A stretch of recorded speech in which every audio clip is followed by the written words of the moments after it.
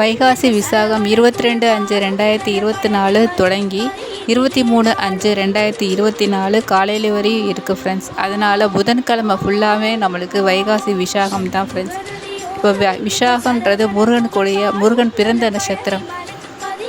விசாகம் அப்படின்னா என்ன அர்த்தம் அப்படி சொன்னால், வீன்றது மயில் ஃப்ரெண்ட்ஸ். அதாவது நம்மளுடைய அடியவருக்கு எந்த துன்பனாலும் முருகன் மயில் மீது ஏறி ஓடி வருவான்ற விசேஷத்தில் விசாகன்றது ஒரு பேர் கூட இருக்குது ஃப்ரெண்ட்ஸ் முருகனுக்கு.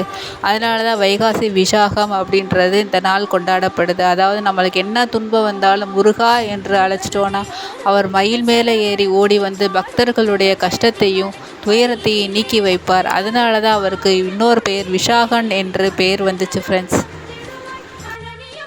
வைகாசி விசாகத்தன்று எல்லா முருகன் கோவில்லையும் சிறப்பான அபிஷேகங்கள்லாம் நடக்கும் ஃப்ரெண்ட்ஸ்.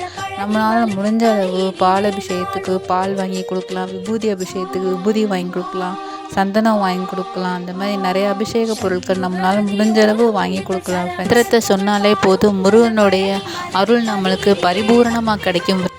ஓம் சரவண பவ என்ற மந்திரத்தை முருகனுக்கு நெய் தீபம் ஏற்றி நம்ம வழிபட்டாலே போதும் ஃப்ரெண்ட்ஸ். நம்மளுடைய வாழ்க்கைகள் எல்லா கஷ்டங்களும் தீர்ந்து வளமோடு வாழ முருகன் அருள் புரிவார்.